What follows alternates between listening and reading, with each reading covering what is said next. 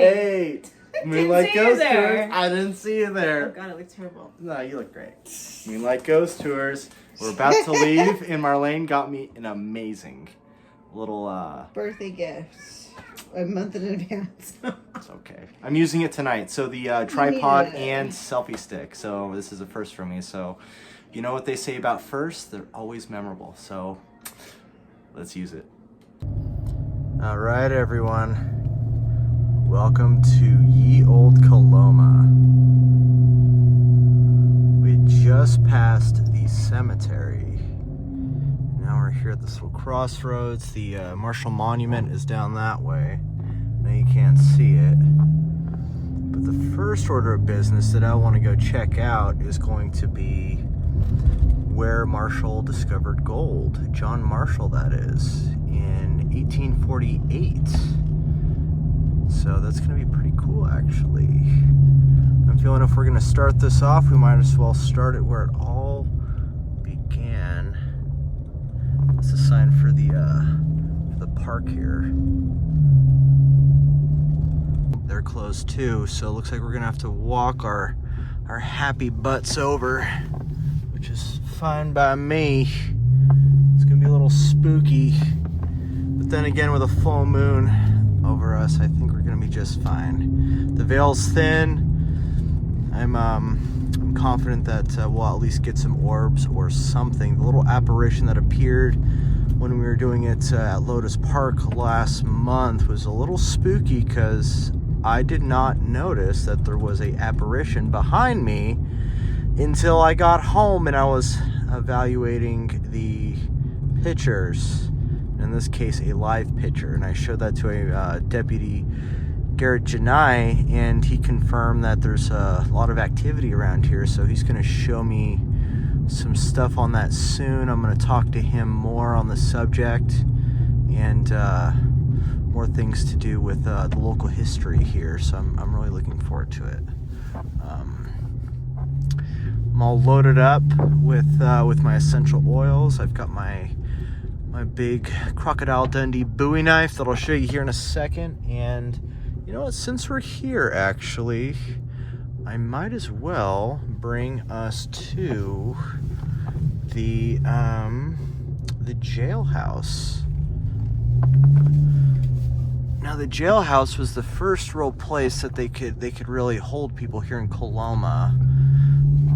And this little hot box that's here is pretty interesting, I'll tell you what.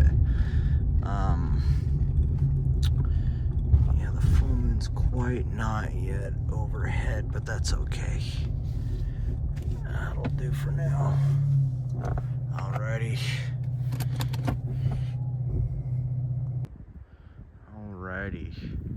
So we're here at the jail here in Coloma, and it is 11:59. And the first stop that we're going to do is take a look at this jail here. Now, this is the third of these jails that were built here in the area. Look at this lockbox. And not for goods, mind you, but it was for the people that were up to no good. So, I guess goods. Yeah, look at that sweatbox. And we'll get back to that.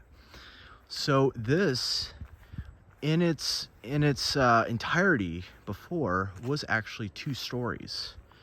Now, it was built in 1856 and was the third of those in this area because when the gold rush was happening, you had 300,000 people plus, more than that, coming to this area wanting to, you know, find their wealth and relocate their family. And by 1860, there's a full moon. By 1860, 1/3 of the populace here in Coloma was actually Chinese, which is actually really interesting. So in a lot of these places, there was actually a Chinatown. We're going to check that out here in a minute, but I wanted to show the jail first. And imagine this being a 2-story massive building. I mean, steel on the top. It was stone, you know, going out this way, and just this elaborate nature. And we're gonna read this plaque here right now, but it's just so cool. So the plaque reads, Coloma's first jail was constructed in 1850 and was located in the Marshall House Hotel near the river.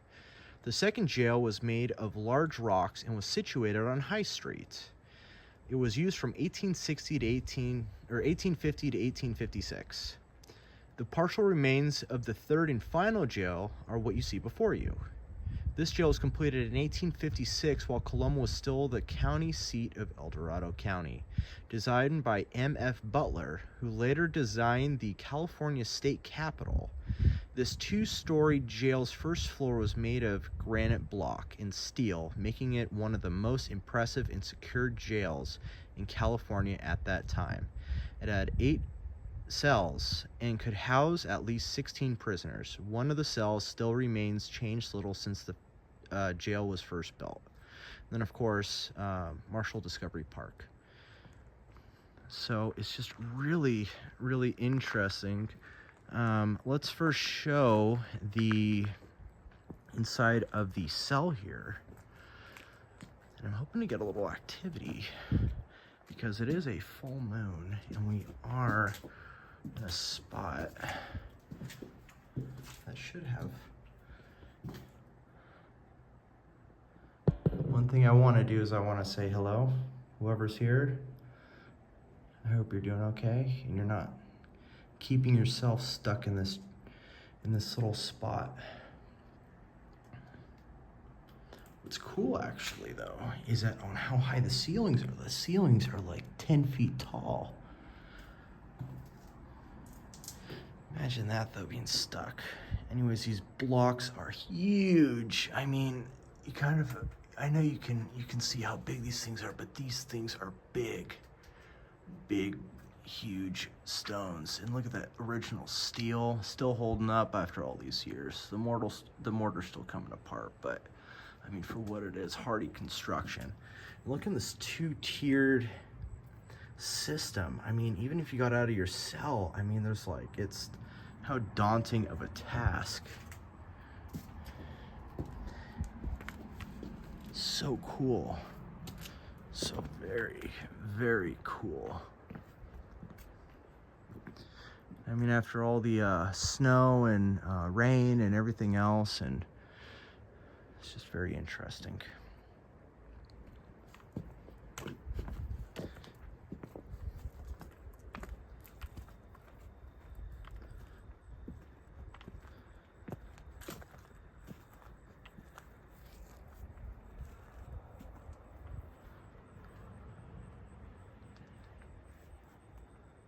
So very cool.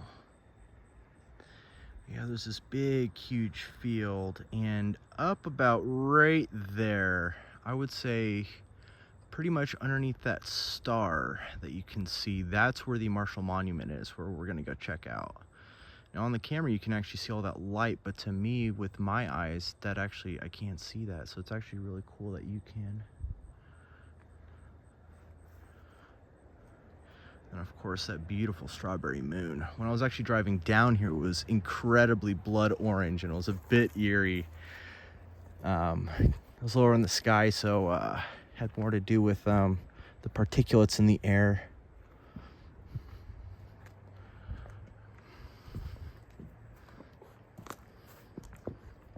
Now, let's take a look at this little hot box, as one might call it. Imagine being stuck in that. You know, a lot of people think that there was a lot of hangings around here, and that is true. But from my research, what I have come to find out is that people really didn't want to hang. They called Placerville Hangtown. Right after Dry Diggins was founded, they called it Hangtown because they wanted to scare people off. So when people came here to this area, they knew what was going to happen, and sometimes it did happen. They would get hung, but for the most part, it was just getting lashed, or by some accounts, they would actually get their ears cropped. Imagine that. You're doing something. There's actually a story that happened here in Coloma. There was a guy, anyways, he sold 2 bags of gold. He wanted to go back to get the third. Well, he was greedy getting the third one because he got away with the other 2, but when he went back to get that third one the same night, because he tried to do it all in one go, the shopkeeper saw him, they found him, and then they wanted to give him 100 lashings and crop his ears. Well, they cropped his ears first. So cropping, of course, is like, imagine a Doberman or many other breeds. They just cut him. Then at the 50th lash, because the guy's unconscious, they're like, there's no point on giving him any more. He can't. The additional 50 for a total of 100 doesn't make sense. So they let him go. He went to the next area, which is by Cool, and he was found. And they said, don't come back or else we're going to kill you. So he left. He stole a horse over there. He was caught, of course, because he is incredibly beaten and lashed and cropped and bloody and looking horrible. And they took pity on him, and they let him keep the horse, and they said, get out of here. So it's really interesting. So a lot of people were hung. There was a lot of lynchings, especially when it came to minorities. And it just was an unfair time. But that was just the cruel reality of what it was. And but a positive note on this, though, is that a lot of the people that came over here with their slaves, they ended up freeing them. And in a lot of cases, they helped them get their families back. There's a couple stories, and I'm going to have to get back to you on that, but there's a couple stories of that happening. And to me, if that's I just think that's amazing that people even then did that, Like, because you hear all these things, at least I do, where it's like, oh, people are so bad and blah, blah, blah. And I'm not excusing any sort of behavior at all, because I'm not. But what I will say, though, is people are generally good most of the time. Maybe not most of the time, but they're generally good. And anyways, those are my thoughts. All right, let's move on to the next area, and we're going to take a look and see what we can do. It is 3 minutes to midnight, so let's see what we can find. Alrighty. So now we're going to walk down to the site of where gold was discovered. It is 1201. And fun fact, those buildings over there were built in 1852, and they're one of the original structures, just like that jail. And at a time, only a couple years later, they were actually leased to some Chinese miners. And this was actually Chinatown. Because remember, at that time, 1/3 of the populace was Chinese. So it's very cool. So they have their Western days and all that. The next one's going to be coming up here in October, which I will be covering, and you're actually able to see the inside of it. So it's pretty cool stuff. So one thing that I will do is, for one, I don't think we need this flashlight anymore because we can kind of see, because it's a full moon. Let's see how it looks. Perfect. Okay, great. And then second, I have my handy dandy harmonica that I am going to use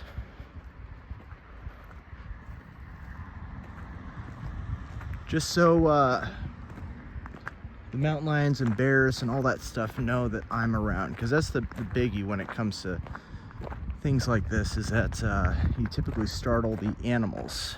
So man-made stuff like fire, smoke, loud noises, all that good stuff typically fend off any sort of animal activity. Plus I was seeing some deer here. So in accordance to John Marshall, he was pointing down here, and actually, we're going to see here in a second, but the mill that they put up actually was where the river used to be, because what they would do is they would actually get teams of hundreds of people, and this would happen across, down the river. So imagine 3 teams of 100 for a total of 300, and then they would dig it out, then they would get it ready, and then they would dam off the river, rechannel it, and then the now empty riverbed, because the river's no longer going down there, they would go in and they would clean all the gold out that was there. I mean, pretty ingenious though, and a lot of the river systems around here have actually been manipulated, and people don't think about that, on how clever of an idea it is. Because imagine that the river's been going for as long as it's been around, and then you rechannel it and you just get the gold. It's pretty cool around here. I will say it's a little eerie. Pretty cool the same though. I think my favorite part. Ooh. Hearing something. There's wildlife around here. I think it's a deer.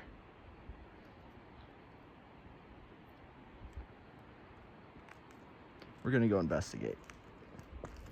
But first,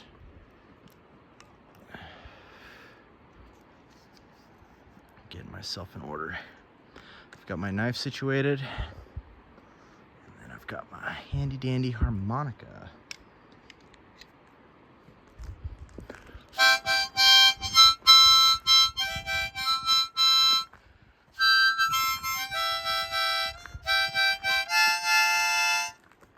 Who's to say? The harmonica might also prompt some miners too.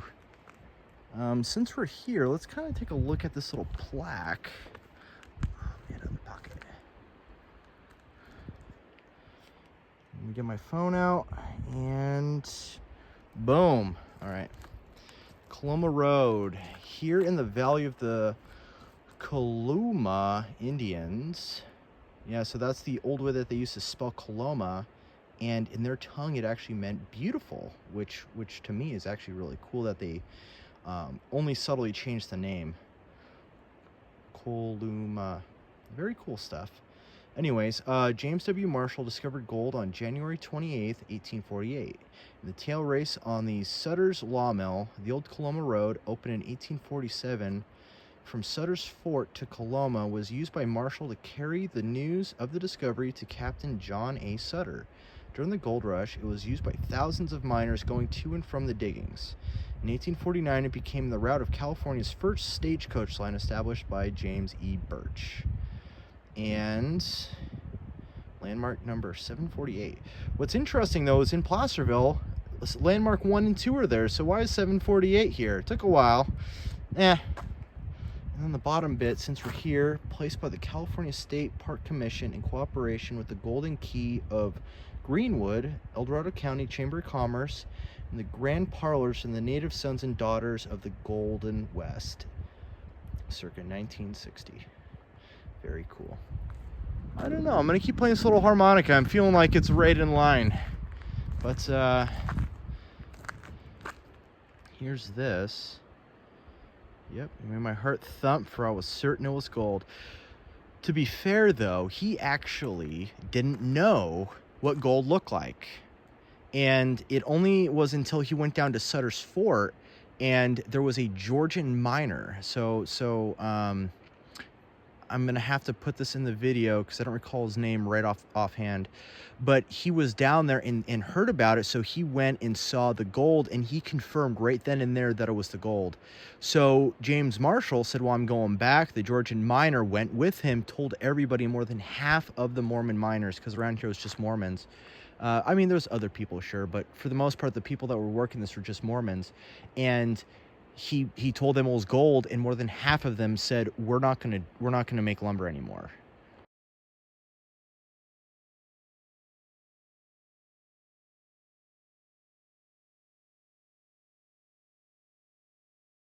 Anyways, with that said, though, in 1848, James Marshall caught the sight of gleaming small gold nuggets in the tail race of the sawmill. With a golden piece in his hand, he could not have imagined that people would come from all over the world in search of gold. And little did he know that decades later, he would still visit the spot where he found gold. Come walk in the footsteps, and those are the gold seekers. And the museum. The museum's obviously closed unless I break into it, which ain't happening. Not tonight, anyways. All right, I'm gonna turn this little flashlight off again because no need. I need to bring a lantern, actually.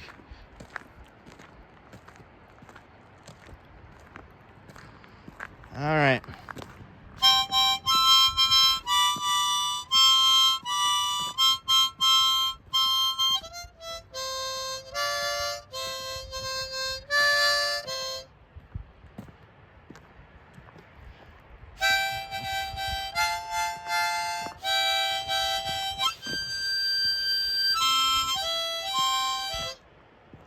As you can see, I'm an expert harmonicist.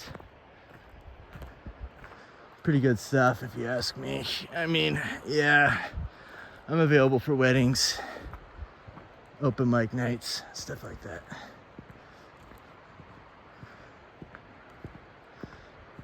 I would never say never. That's my motto, but I don't see myself ever walking around here unless it's on a full moon. So this is where the original river was. Now the exacts are really hard to pinpoint, but from my research and the research of others, which is how I came by this information, this is where the river originally was, which is about, I would say, 50 feet off of the main system right now.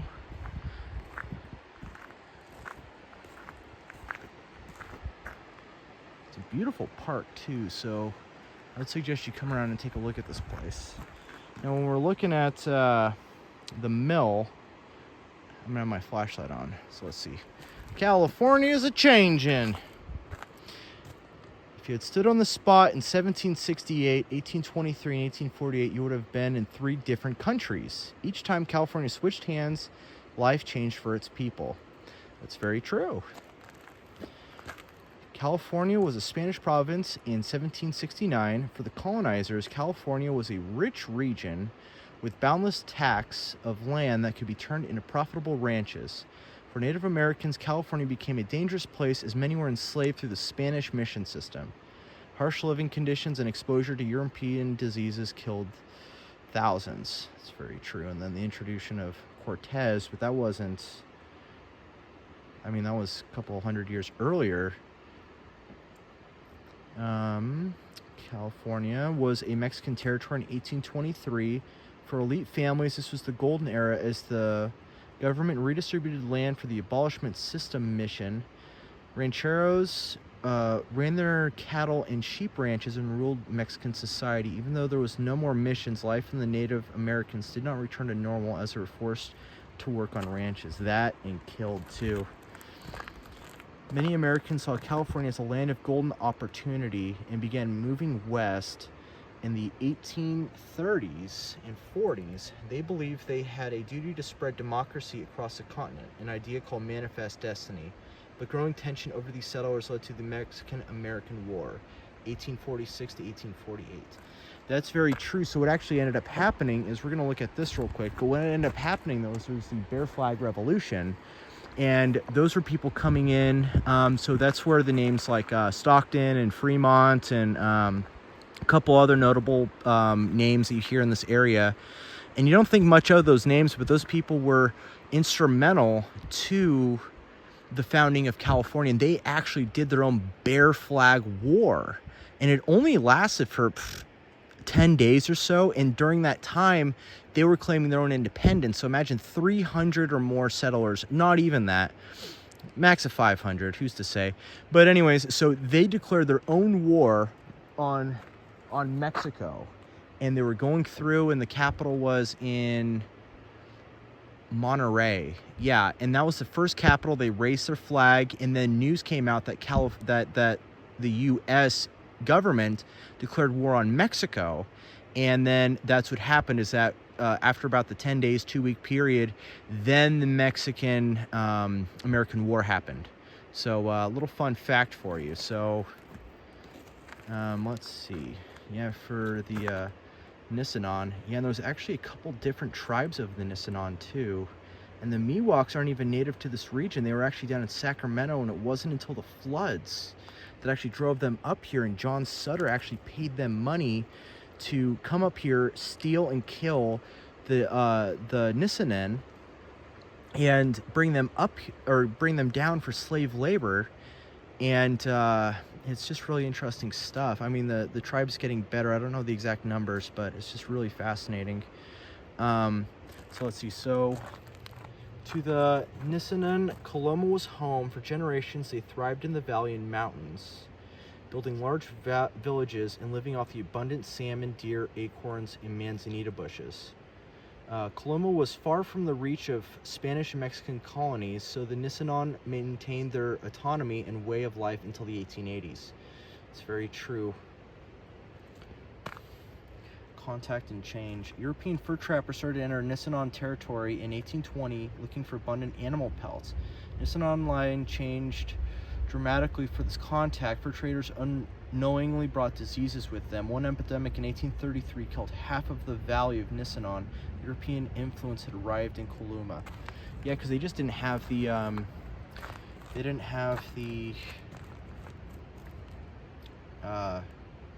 antibodies to deal with it. Forced labor. When John Sutter established Sutter's Fort in 1839, the impacts of his actions rippled through present-day Sacramento all the way to Coloma. Sutter exploited laborers from the surrounding tribes, including Nisenan, when he raided villages and took them as slaves and forced them to live at the fort and work for him in building, farming, and ranches. Absolutely. Dreams of success. Brighter future. They never would have imagined future would hold gold. So yeah, John Sutter, he actually made most of his money with lumber. John Sutter, he actually ended up going back east and he died penniless, but James Marshall actually built his own hotel here, among other endeavors, but just through poor investments, he ended up losing his money. But he made a lot of money from lumber, though, because everything was getting built here. This was like the main system for where they were getting lumber. Unfortunately, things didn't turn out the way Sutter and Marshall planned. Although Marshall found gold, he and Sutter did not make money from the gold rush. The workers abandoned the site of Sutter's mill in search of easier fortunes. With no workers operating the mill, it soon failed and was overrun with gold seekers. Eventually, Sutter's Fort closed. Sutter and Marshall were back where they started.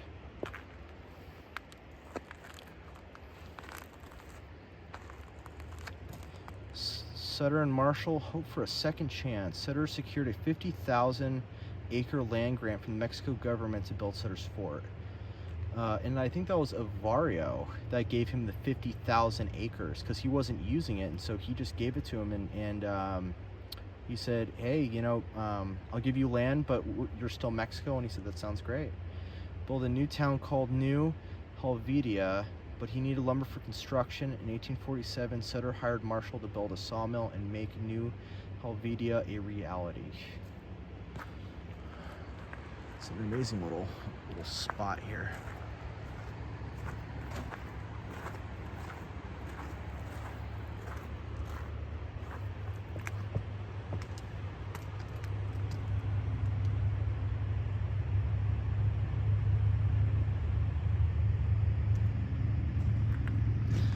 I'm sure you can hear the water too.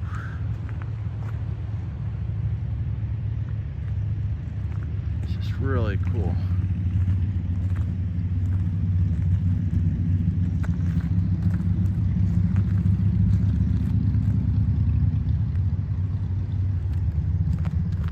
They talk about it? I hope they do. Yep, to build the sawmill. It's all this trouble to secure the sawmill site, but they intended a mill to be temporary. Because hauling logs was difficult, most mills harvested only as many logs as were nearby. When local timber supplies ran low, mill operators ran to a new location and built another sawmill. X. Search location. Yeah. So they did their best to try and put it up where it was before. But as you can see, the river and all of that. I'm not sure if somebody drew on this. I'm really not sure.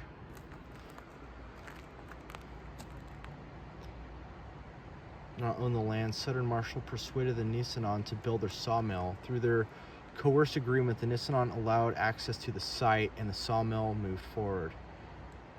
In the Nisenan. Very cool. Very cool stuff. And they got that documentation.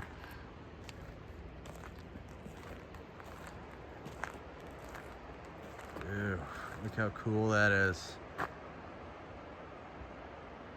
Super cool. Imagine that, building this up only to tear it down again a couple months later.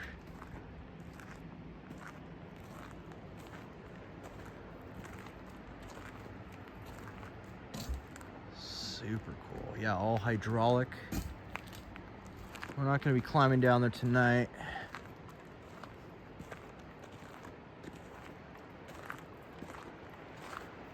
Super cool stuff, though.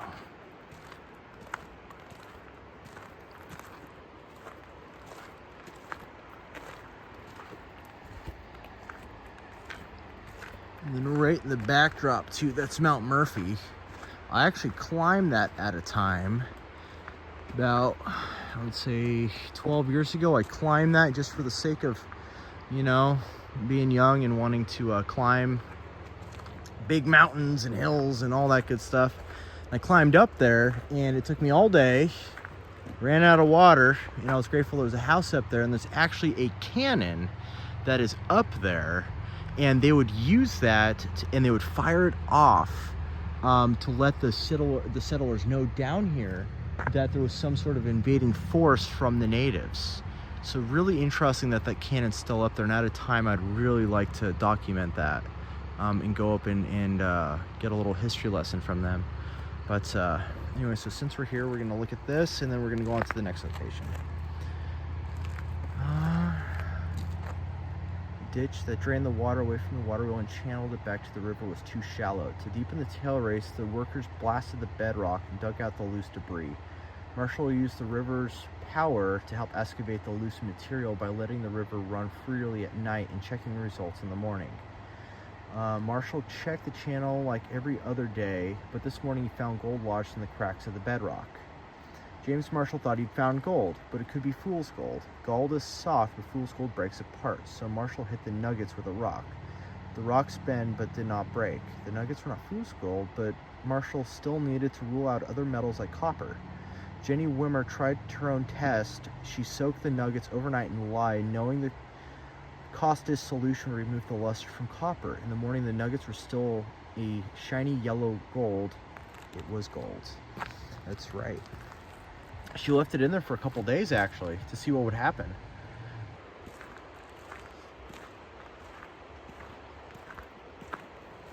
Now, it is a bit dark over here, guys and gals, so I'm going to keep my flashlight on. And my harmonica ready. Like I said, I'm available for weekend events only. I'm actually an on-call. Let's see if I can find where he discovered gold. I want to say it's down that way. I want to. This day, some kind of metal was found in the tail race that looks like gold. Henry W. Bigler, 1848. So fun fact about Bigler is he's one of the Mormons that were up here. He was actually, so Lake Tahoe was originally named Lake Bigler. And it wasn't until later, so when you see on older maps, it actually says Lake Bigler, which is actually really cool. Ooh. Ooh, spooky.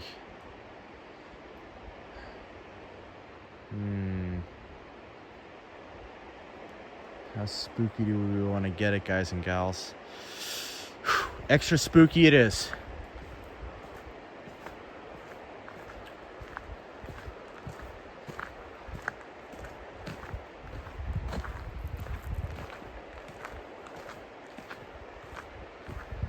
I want to say we're going in the right location, or direction, that is.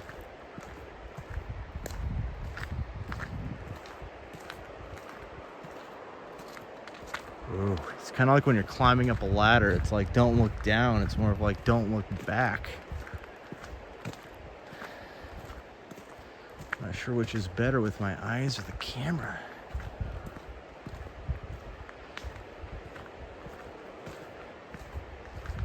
I want to say we're nearing up it, and there's a much better way to walk up here too,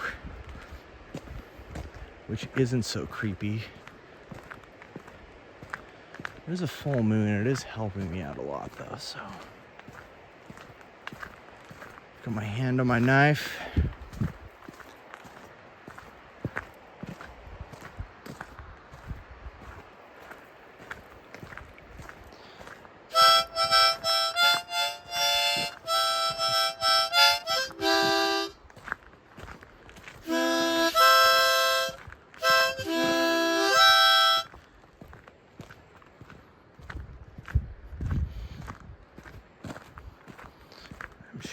just about on it too. It's been a minute. May have been down the other way, guys and gals. I think it was, because I remember being like right on the river, and I think we overshot it. Suffering succotash. All right, well, should we go back down the creepy way? Decisions.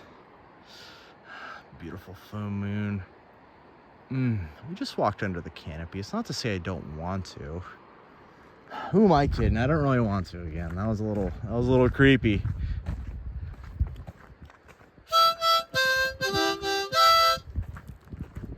Whether this harmonica trick works, I don't know. What I do know is I learned that from Survivor Man. But imagine this area though. Take you back, 300,000 people in this area. Eldorado was considered the area, and I mean Placer County wasn't until later. So when you said Motherlode or Eldorado County, it was this whole expanse. I mean, it's just absolutely amazing. Imagine this being Tent City, Log City, all of that. Because it was just tents and sleeping bags initially.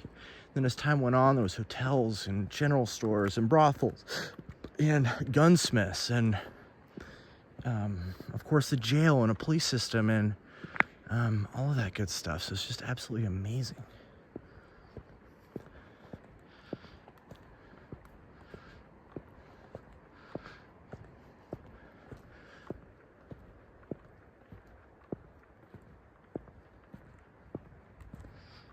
Turn the flashlight off again. There's no point. Oh, if it wants to. Come on, baby. Come on, baby girl. Come on. Come on, turn the flashlight off for daddy. I think I did it. Did I? Turn the flashlight off. Now my eyes can adjust again. The flashlight's nice. No doubt about that, but something to be said for your own two eyeballs, untainted by artificial light. So we're on our way back to the old original site of the mill to do some still shots and see if I can get any sightings. Now I'm gonna look through the video and all that too when I get home. It's a car passing by. But what I will say though is typically don't see anything with your naked eyeballs when you're doing this the first time. So we're gonna see what we can see. Hopefully something good, because I've heard that this has a lot of activity in this site and it makes sense. So now we're at St. John's Catholic Church, circa 1856. It was one of the first in the area besides the ones in Placerville. And we're going to the Marshall Monument next. Now, seeing that there's all these deer around here, it gives me comfort that there's no mountain lions. Still, I'm taking precautions seriously, because you should, especially with the amount of attacks that have been happening. But with that said, I am looking forward to checking out the monument next. And the way to get to the Marshall Monument is it's right off of Highway 49. And you take this right here. It's super easy to pass. But you go down here, and here in a second, we're going to be passing the old Coloma Theater. Now on the left there is where the Chalmers building is, that we'll check out at another time, that we saw in another video. But here is, 153, the shortest highway here in California. I'll do a separate video on that too, but you'll see exactly how short this little highway is. It's actually kind of cool. I'm going to turn off my high beams.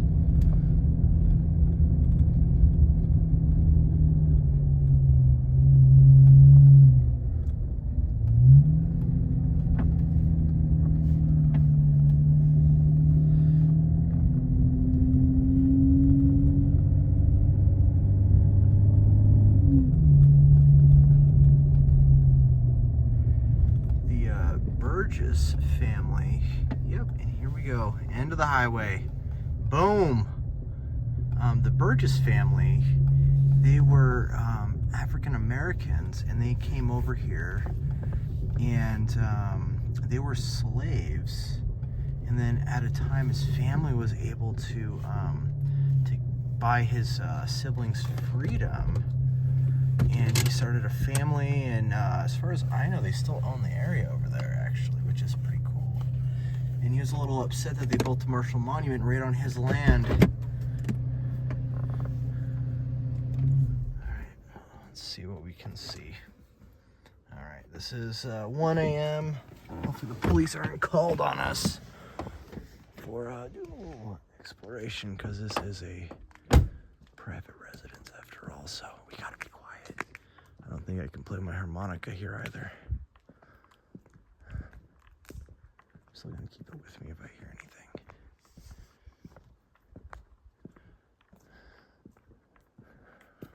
Very cool, but very creepy. And also very hard to see where you're going.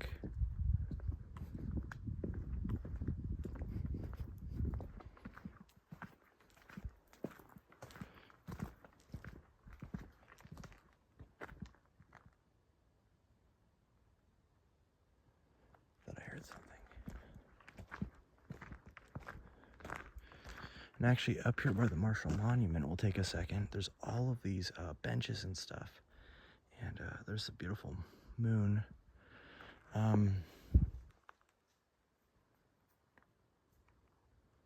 That looked like a deer, since it was running away from me too.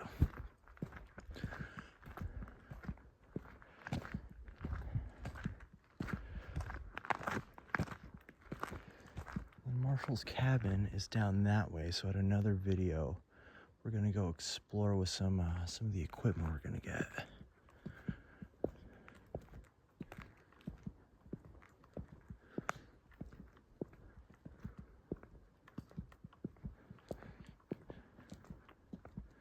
There's the beautiful Marshall Monument.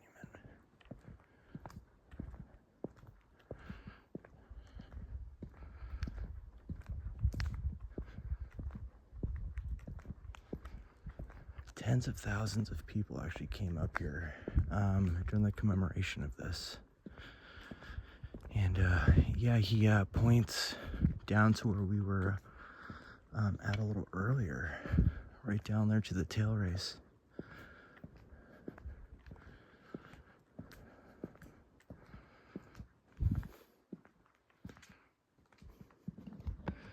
We're just gonna hoof it right here.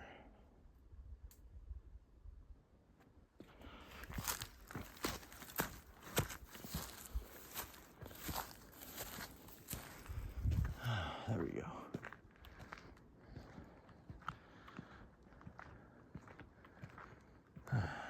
Some say that he was actually buried right here. He died somewhere in Kelsey in 1885, I believe. And then they moved his body on ice to right here.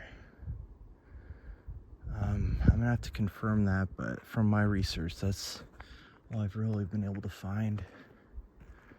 It's a really outstanding little, I mean, it's not little in any regards to the word, it's pretty big. It's pretty cool though. Alrighty. Let's go take a look and see what else we can see.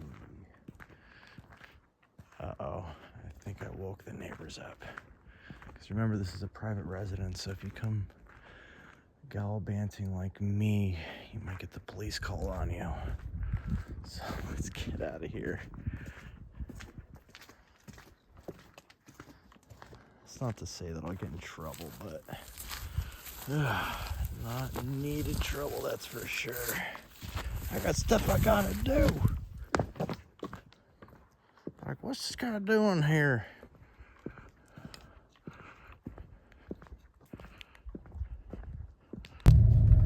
Alrighty. So we're leaving the Marshall Monument onto our final stop. Alrighty. So we're here at the Pioneer Cemetery. and it is 11:33 right now.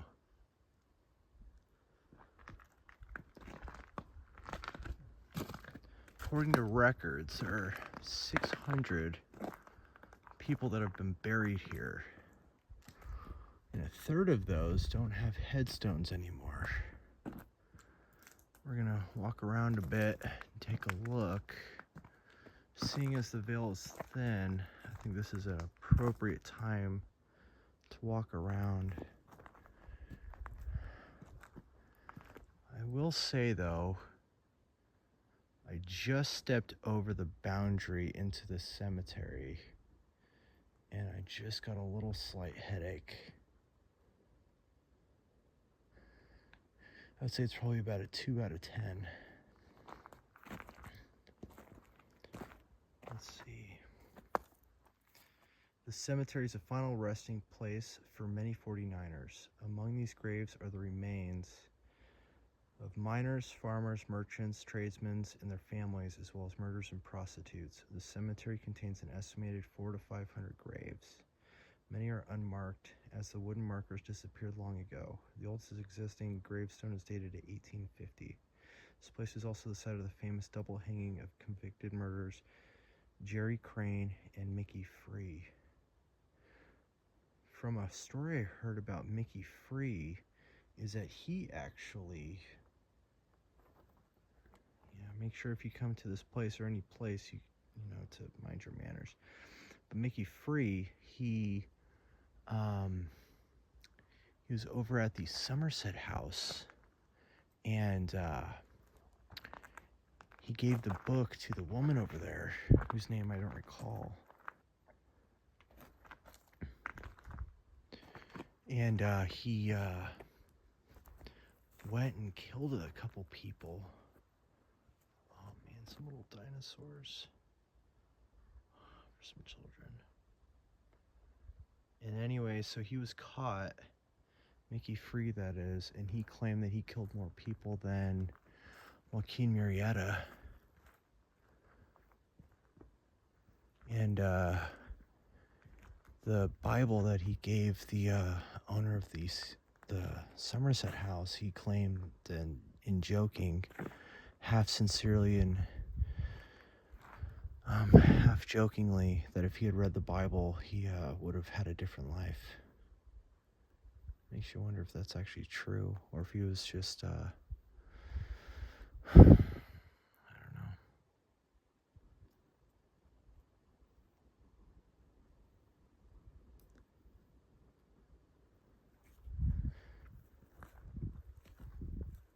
It's very cool to be here, though. There's a nice little breeze, and I will say I'm getting some little goosebumps. Whether that's from the breeze or not, it's hard to say.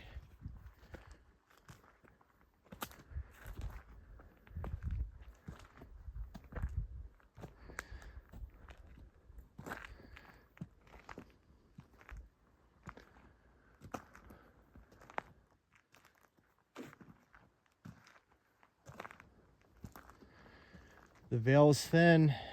If anybody wants to be seen or known,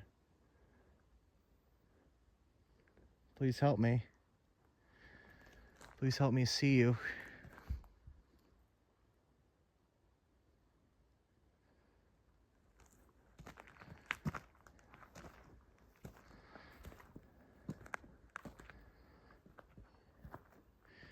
Yeah, a lot of Oddfellows and Freemasons and different orders and chapters.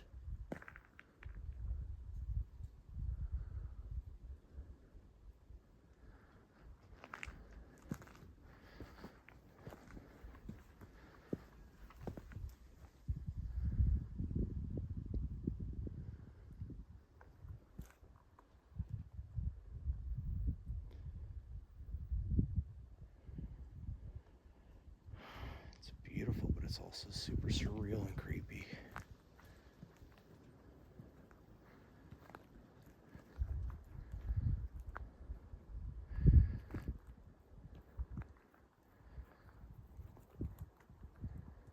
There's a little bench here I'm tempted to sit on for a second.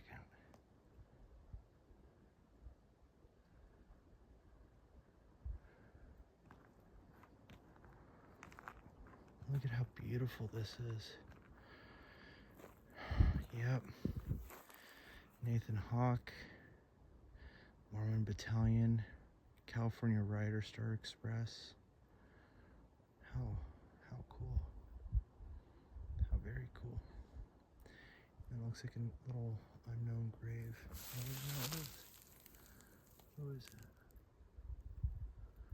Francis Gibbons. Let's clean you off, buddy. Let's clean you off.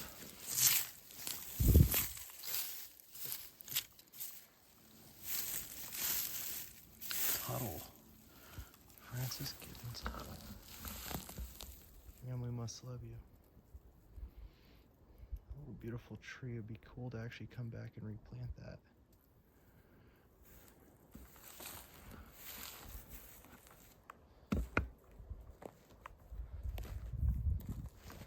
The Papinis. Born in Colombia. You see, it just shows you that everybody was coming over here.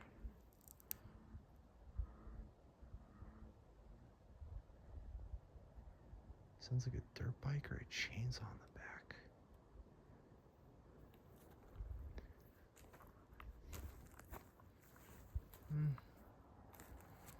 Let's sit with the Papinis for a second.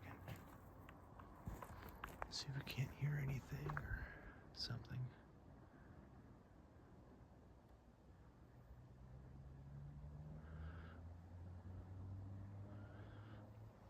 This is what it looks like without the flashlight.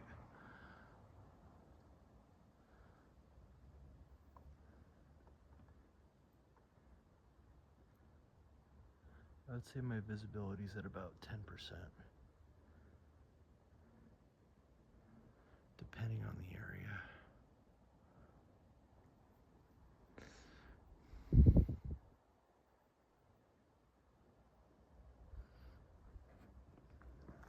All right. Thanks for letting me sit with you.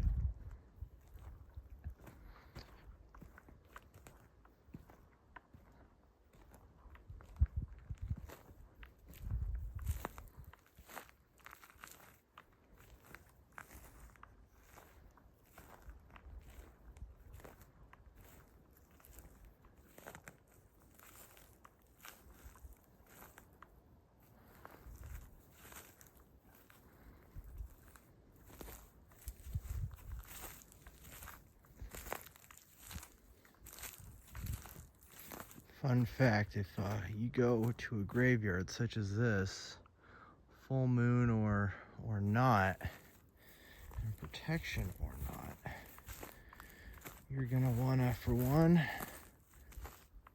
be nice and announce yourself to the spirits, because they like to be acknowledged, which goes without saying. You're going into somebody's area, alive or otherwise, they wanna know you're here. And then for two, don't go straight home, because then you're bringing that graveyard dirt back to your house. And if something attaches to you, guess what? They're with you. So stop by a CVS or a supermarket and just buy one or two things, and you'll be fine.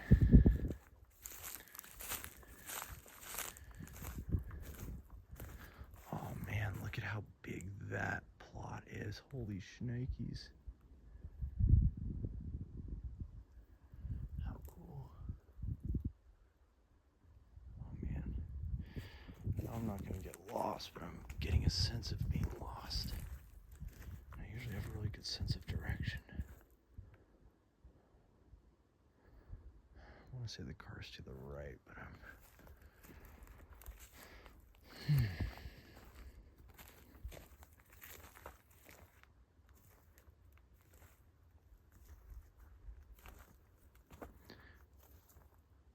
Look at how ornate and elaborate this is. Huge. Super cool. Oh man, look at that crypt. For one person. I'm gonna have to bring this up to the Save the Graves. Mike Roberts and his wife come over here and do some restoring as a project. Might be able to work something out, because they're working on 18 such graveyards in the area.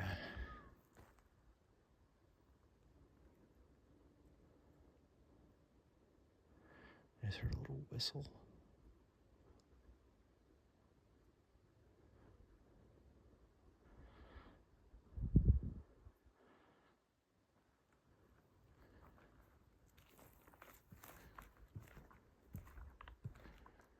Yeah, let's see if we can try and get back.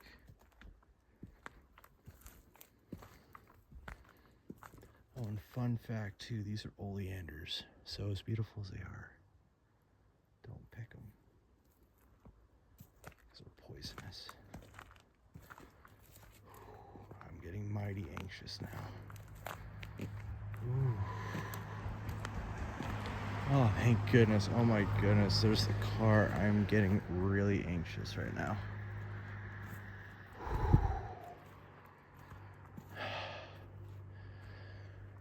Thank you for having me here.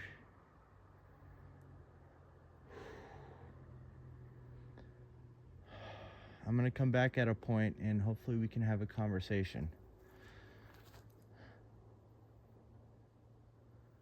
All right, until next time.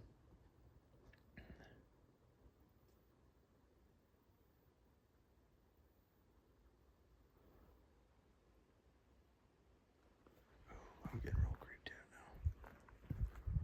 Getting real creeped out. Time to go.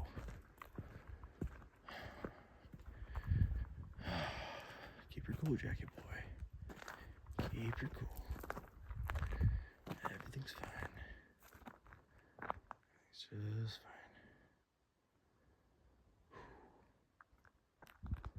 Alright, one last look at the cemetery.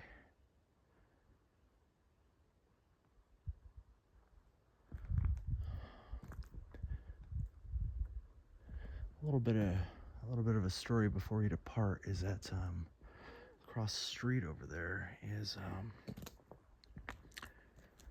across the street over here is the Ivy House. The thing about the Ivy House is the owner, Robert. Oh, I just heard a rustling because I'm telling the story.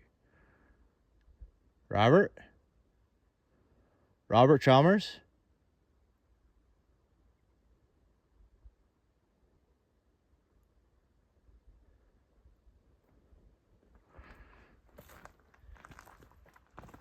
Robert Chalmers?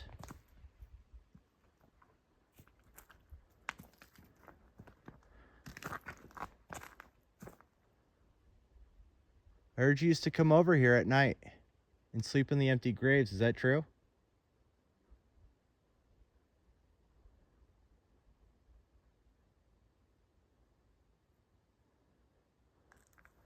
I heard they locked you up in the basement to make sure you didn't get out because they cared a lot about you. But at a time you got so mentally sick that you passed away from starvation and hysteria. And as the story goes, even syphilis. Is that true?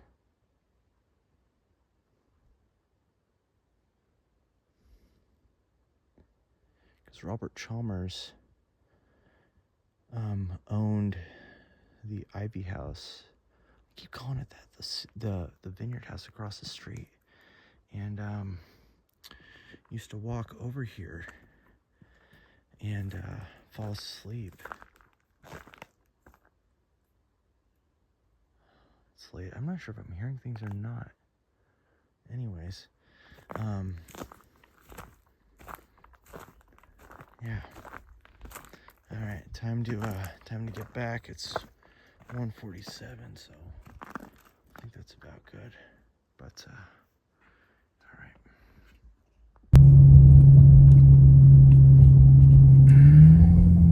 Alrighty.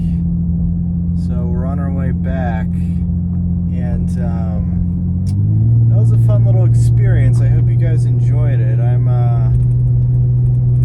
feeling good, I guess. It's a lot of energy, especially in the Pioneer Cemetery.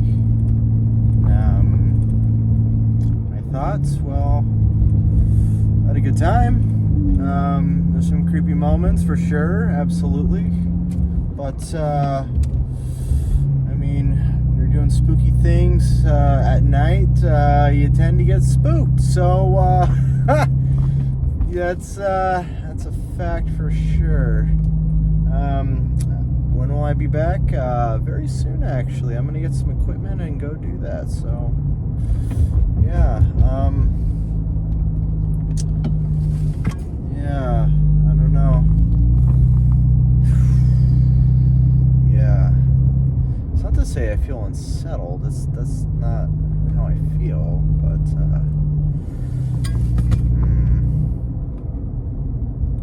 I've got that twinge of a headache.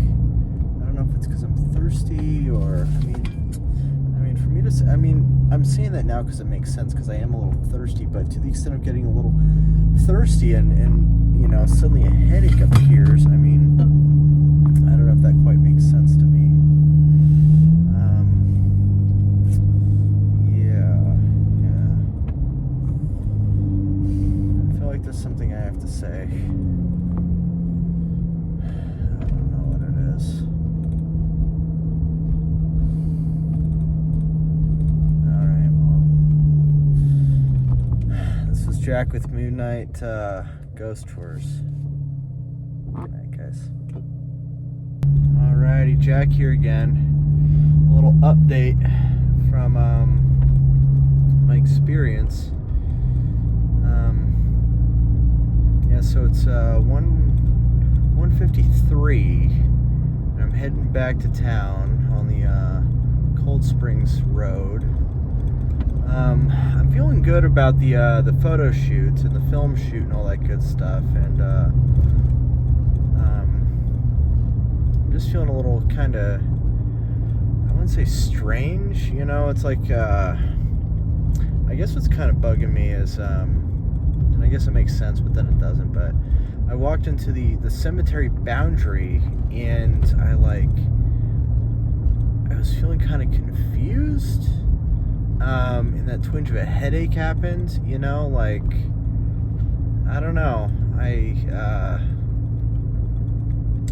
still got that little bit of a headache, but I'm really trying not to focus on it, because, like the old saying goes, if you focus on something, then it tends to, you know, get worse and worse, or, you know, or whatever, but, yeah, it was good. I found it especially interesting that when I started talking about Robert Chalmers, there was like some noises and activity and all that, and I know there's wildlife, and you know, there was a bunch of deer around there, so I mean, it could have been one of those, but it was just kind of odd. When I was walking like up, you know, up there was like, I got the goosebumps, and then like I started getting a little hot, you know, and it's like a little sweaty even, you know. I don't know if it was because I was starting, I really did my best to not get spooked and nervous, because you know, it's like there's no point, you know, but I mean, you can't help yourself sometimes, but then again, it's like, I don't know, those are my thoughts, I guess, from the experience tonight during the strawberry full moon. So the last thing on the docket is I'm gonna go to the local Quickie Mart, local gas station, and get a candy bar real quick, because the last thing I want to do is track that graveyard dirt back to my house, because that's not good. Because maybe that's why I'm feeling a little weird and I'm feeling a little extra talkative. It's because I'm just like just feeling kind of weird. Yeah. Luckily, my girlfriend cleansed me with with sage and Palo Santo and stuff before I left. We did a little prayer, you know, and before I walked into the graveyard, I said, Jesus, please watch over me, and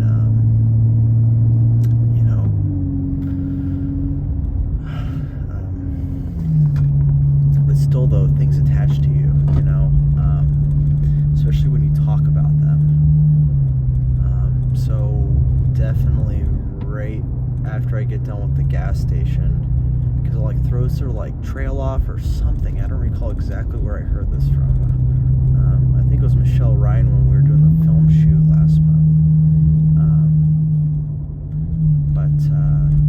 Yeah, you do that just so they don't go directly to your house. And I actually tracked a spirit to my house one time. A couple years ago, I was out with my father, and we went to Boot Hill in Virginia City. And I remember we were out and about, and it was just him and I. It was really nice. Bucket of Blood Saloon, we're checking out. I'm going to cover that at a time.